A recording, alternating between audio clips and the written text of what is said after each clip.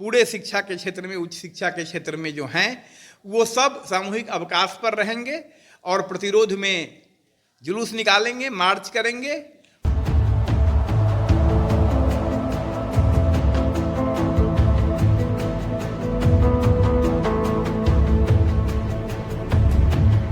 आप लोग काम कर रहे हैं, क्यों ऐसा करना पड़ रहा है? क्या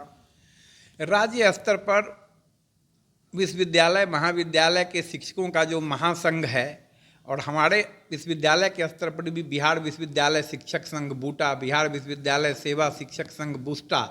और विश्वविद्यालय कार्यालय और प्रशासनिक भवन में कार्य करने वाले कर्मचारियों का संघ और विश्वविद्यालय के सभी अंगीभूत महाविद्यालय में कार्यरत कर्मचारियों का संघ, इसके अलावा हमारे यहाँ दैनिक वेतनभोगी कर्मचारी हैं, उनका भी संघ, अतिथि प्राध्यापक हैं विभिन्न महाविद्यालयों और विभागों में, उनका भी संघ, इसके अलावा वोकेशनल कोर्सेज संचालित होते हैं, उनके कर्मचारियों का भी संघ, इसके अलावा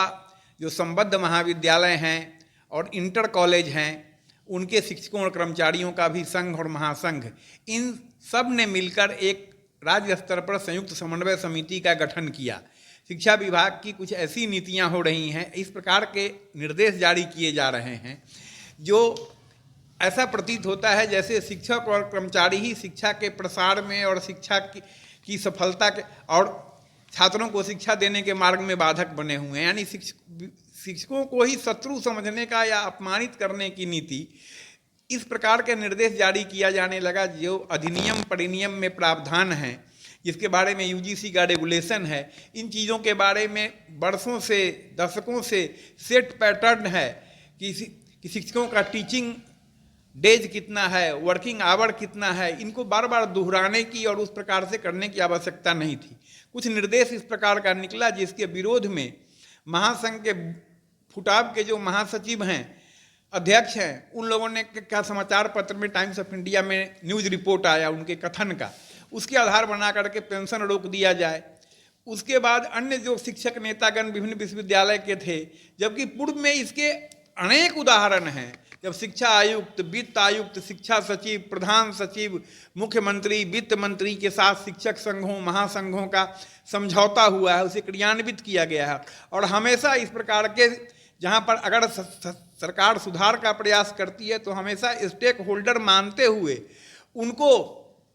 विश्वास में लेके करने का प्रयास किया जाता है। लेकिन जिस प्रकार के निर्देश, 2-3 निर्देश जारी हुए, जिसके बारे में यहाँ तक कि कुलाधिपति कार्यालय के द्वारा नहीं, राज्यपाल सचिवालय के द्वारा बिहार सरकार के मुख्य सचिव का ध्यान आकृष्ट किया गया कि अविलंब उन निर्देशों को वापस लिया जाए। मुख्यमंत्री से, राज्यपाल से दर्जन से अधिक विधायकों ने मिलकर के उनको ज्ञापन दिया, मुख्यमंत्री से विधायकों ने मिलकर के ज्ञापन दिया। उसके बाद भी सरकार को जिस प्रकार से तीव्रता से कदम उठाना चाहिए था, उन आदेशों को वापस लेना चाहिए था, जो प्रथम दृष्टया मुख्यमंत्री ने, कुलाधिपति ने, राज्यपाल ने माना कि उचित नहीं है, उसमें भी विलंब हो रहा है। तो इसके प्रतिरोध में शिक्षकों ने, कर्मचारियों ने यहाँ पर भी, मुजफ्फरपुर के स्तर पर भी समन्वय समिति का गठन किया और उसने एक आह्वान किया गया राज्य के स्तर पर कि 9 तारीख को, 9 जनवरी को काला बिल्ला लगा करके सभी काम करेंगे, जिससे सरकार का शायद ध्यान जाए। लोग आज काम कर रहे हैं काला बिल्ला लगा। हाँ जी। और उसी क्रम में यह निर्णय किया गया है कि 12 जनवरी को